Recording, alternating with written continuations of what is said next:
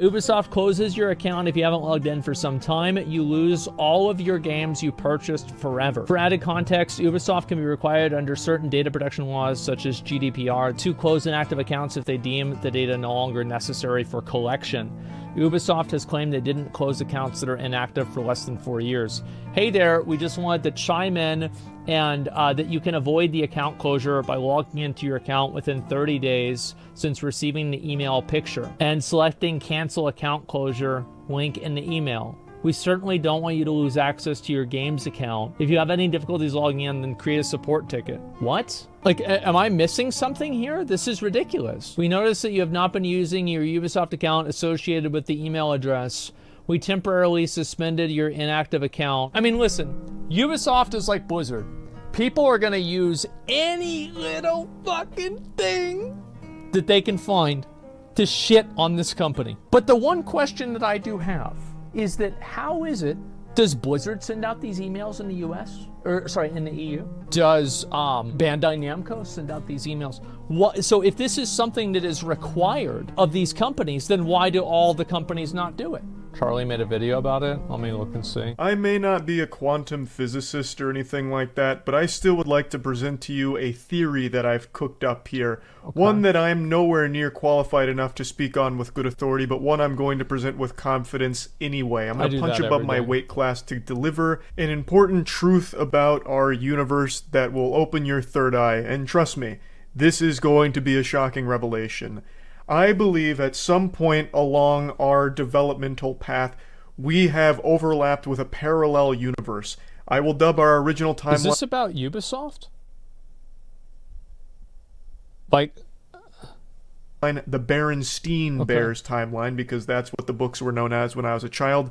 And at some point along our history, our timeline collided with the Berenstain timeline, and the two performed a bit of a fusion dance, an unholy matrimony, and merged together, forming this amalgamation of nightmares we now live in, our new cursed timeline.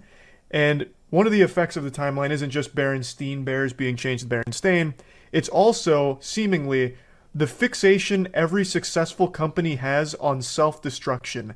I don't know what the fuck is going on, but some of the most successful companies in the world are making the absolute dumbest decisions. It's as if when the timelines collided, all of the... I think also, like, a lot of the decisions that are made, like, what happens also is that people make them out to be way worse than what they are anyway. So, like, if something bad happens, like, there'll be a million people talking about it and making content about it.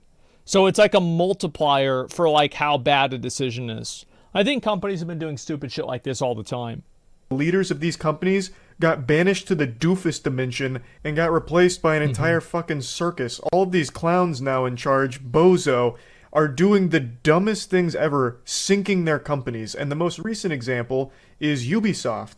Ubisoft just proudly announced that they are actually willing to shut down inactive Ubisoft accounts, which means deleting all of the games you paid for, getting rid of your access to those games. Now, before going into this story in particular, I'll go ahead and preface this by saying this isn't necessarily new, that's not groundbreaking. Steam, for example. If you get banned on Steam, like if you get your Steam account taken away, you lose your games. Basically, when you're buying a digital good on Steam, you're kind of just paying for, like, the receipt saying that you can play it. Like, you're paying for an admission ticket, but you can always get kicked out. You don't... Yeah, I think this is a bad thing, by the way. I'm not a fan of this you don't own any of the games that you buy thing. I think this is not good for the customer. Like, there's no value for the customer that they don't even own what they're spending money on. Like, I understand that it's legal. I get that it's legal. I just think there should be consumer protections for these kinds of things. How does one get banned on Steam? How does it matter? Own anything, which is why physical media is still a very important thing. But before I really dive in here, I want to thank today's sponsor. Holy shit, are you playing Watcher of Realms? I am. Well, tell me about it. I've heard about it. Watcher of Realms is a next-gen fantasy RPG where you explore the mysterious continent of Taya and collect over 100 heroes. Watcher Realms isn't like other games you're used to. There's skill casting, character synergy, hero matching, and more, which adds a very nice layer of skill and strategy to it. You collect gear, artifacts, and skill dust to upgrade your heroes to give you an edge in battle. You can also team up with your guild partners to challenge the epic dragon and rush to the top of rankings. Watcher Realms looks beautiful. It's 3D models for each hero with custom animations, and of course it comes with fantastic soundtrack. Wait, so you're saying I can play it for free right now? Demons. There's 6 unique classes you can play, 8 factions, and you can enjoy just the rich story. Oh my god! The continent of Taya. You deploy your heroes, use your skills at the right time, and kind of, use that to get an edge in battle. There's even an event going on right now for the launch of the game where you can join the Game Tears and Jay Schlatt's team in order to compete for awards using the link below. So thanks again for Watcher of Realms for sponsoring today's video. Make sure to use the link or scan the QR code on screen to check out the game today. So let's dive in. It all started with this Twitter post here saying, Ubisoft closes your account if you haven't logged in for some time. You will lose all your games purchased forever. And then it shows a screenshot of the email they had received saying that they're temporarily suspending the inactive Ubisoft account and will be permanently closing it in 30 days in accordance to their terms. But if you wish to keep this account, then you've got to click on the link that's in the email below. Now, when I first saw this, I thought it was maybe a bit of baloney here. I didn't know if it was legitimate or maybe this was like some kind of isolated incident or some kind of like fringe outlier where the account must have done something, had violations or something, and now it's been collecting dust. I just thought there was extenuating circumstances. Because, like, with Steam, you're usually not just getting banned willy-nilly. No one's losing their Steam account for not logging in for, like, a long period of time, I don't think. At least not that I know of. So this was certainly a first, and it was an eye-opener. Because Ubisoft did confirm this. They went into the replies That's what's so weird to me about this is, like, if this is a law, then why doesn't every other company follow it? You see what I'm saying? It's so confusing. Said this. Hey there. No exclamation point. You make me sick, Ubisoft support. At least show some excitement here. Get some enthusiasm behind the statement. Hey there with just a period? How monotone. I can feel that you don't even want to be in the replies. We just wanted to chime in that you can avoid the account closure by logging into your account within the 30 days since receiving the email pictured and selecting the cancel account closure link contained in the email. We certainly do not want you to lose access to your games or account, so if you have any difficulties logging... Somebody says it might be a specific French law. Well, I mean, I don't know. I'm not a fucking lawyer, right? I'm not an international lawyer. But it would make sense to me that any business that does business in France would have to follow French law. And also they say it's because of GDPR, which I think is just a European thing. It's not a French-specific thing. Then please create a support case with us and then linking ubisoft.com/help. So they do confirm that this is a real policy, and if you don't click that cancel account closure link, you're losing your account and you're losing all the games that you have paid for. No negotiation. I guess Ubisoft saw that Blizzard was stealing all their thunder, and they were getting everybody talking about them by, tricking people into buying their battle passes yesterday. So they were like, well, look, I mean, like, we don't want to get shown up by Blizzard every day. We've got to come in and, like, really show people that Blizzard's not the only clown show. They're not the only circus in town. Hey, look at us. Look what we can do. And Ubisoft is shutting the doors and they're taking your toys. And God, that's pretty hard. Like that's kind of aggressive, I would say. So I did a little bit more digging here, and according to this article that I was reading, they do make this policy pretty clear, though it's one that I was unfamiliar with, and I'm guessing a lot of other people were unfamiliar with as well. This article comes from Windows Central and says that on their website, they detail the policy against inactive accounts. Please be reassured that Ubisoft does not automatically close inactive accounts. As part of our terms of use, in rare instances, we may immediately close inactive accounts to comply with local data protection legislation. This is only if we have strong reasons to believe that the account in question will remain unused. I don't know how they would have reasons to believe that an account will be unused unless they... I feel like it's like if you don't log into it for a certain amount of time. Have like a death certificate of the person who owned the account. Like, you'd never be able to say with a high level of certainty who's never coming back, right? Like, how would they have access to that kind of information? But regardless, they go on saying that they may also close long-term inactive accounts to maintain their database. You'll be notified by email if we begin the process of closing your inactive account. If your account was flagged as inactive and you would like to keep using it, you can cancel the closure of your Ubisoft account and then find the link for the cancellation in the Ubisoft email. And then there's some more mumbo jumbo about checking your spam folder just in case and this and that. But it does confirm that they will delete inactive accounts from time to time. And that does mean losing all of the games that you paid for. I just don't see a world where like this makes sense that they're doing it, but every other company isn't doing it. Like, what the fuck? I still don't really understand the reason for it. It doesn't make much sense to me. Well, I think it makes sense, right? They're trying to save money on data. They don't want to have as much data, and so they're just saving money on data. That's probably the reason why. I don't think it's really that complicated. The only time this ever makes any sense to me is in the case of cheaters. If someone's cheating in an online game, obviously banning them makes sense. Yeah. Yes, they may have paid for the product, but that doesn't mean that they get to go in there and cheat in the game. And they should be banned for it, which does restrict access to the game they paid for. Yeah. But it's their fault. They fucked themselves. They broke the rules. Whereas here, no one's breaking any rules. They're just not active on Ubisoft. For good reason. Uplay's a fucking laughable joke of a service, so maybe there's just nothing that's bringing them back, and they haven't been back for a while. Why should they lose access to all of the games they fucking paid for?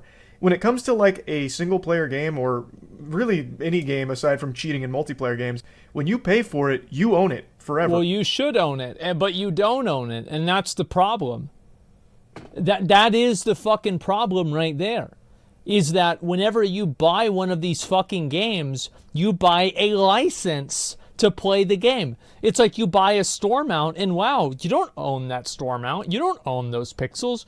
You own a license to use a license for these pixels on your licensed account. You're renting it. Yeah, it's like Blockbuster. It's crazy, man. And should always have access to it because you bought it. But that's just not the way things really work when it comes to digital goods. And there's always just kind of been like this handshake agreement that, you know, you bought this on our service, so you do have it. You can play it whenever you want. Yeah, exactly. Until we tell you you can't. And here they're saying you can't. Yeah, and I think the reason why it's gotten this far and it hasn't been an issue is because we haven't had a lot of instances of companies just like banning a ton of people for a reason that's like, it's like an unfair reason, effectively. And so, like, nobody's really talked about it. Nobody really gives a shit because it's not happening. But it's a huge problem. It's just a matter of time. Based on some arbitrary distinction of you've been gone too long. You're too inactive, so we're deleting you. Which I think is really fucking dumb. That should be illegal to do that, if you ask me. I agree. And let me explain why I think this is... Well, I don't think that it necessarily should be illegal in that way. I think that there should be some sort of massive... Like, if you terminate somebody's account and they're no longer able to use the product that they paid for, then you should have to fully reimburse them for the money that they spent originally on that product. So, like, even if if Steam bans your account or whoever bans your account, you should be fully reimbursed. Like, without even a question. There's no consumer protection, yes. Because, again, like, for example, if I go to, I don't know, Walmart and I buy a chair, Walmart can't, like, whenever I get banned from Walmart, they don't get to come to my house and take the chair. I keep the fucking chair. It's my chair. Now, with, like online only games, right? World of Warcraft, for example, it becomes more complex, and that's like probably, I don't know really how this should work, but a lot of these games are not online only games, and there's no reason for them to be. I just think that there should be more consumer protection. Then everybody could do that as a way to refund the purchases with hundreds of hours of game time. Everybody could do that as a way to refund the purchases with hundreds of hours of game time. How would, like, so they would like make Steam ban them to do that? I mean, I don't know. It's a horrible decision from Ubisoft. Why I think this is a particularly detrimental financial move for Ubisoft and other companies that follow suit is because it incentivizes people to not buy the official product. It encourages piracy. And not just this, but also the overly aggressive DRM a lot of games implement that actually makes the games play worse is begging people to pirate the game instead because they get a more functional version of the game and they actually get to own it. Well, this is a big thing with Nintendo games, is that people are doing that. People are doing that all the time. Is that they're trying to, what do you call it? Like, they're trying to play the game with, like, out 30, like, I think Breath of the Wild or Tears of the Kingdom or, like, the recent ones, where people didn't want to have to play the game at 30 FPS on a shitty Switch, so they have, like, a jailbroken version, and it's, like, it's way better, but Nintendo's shutting it down.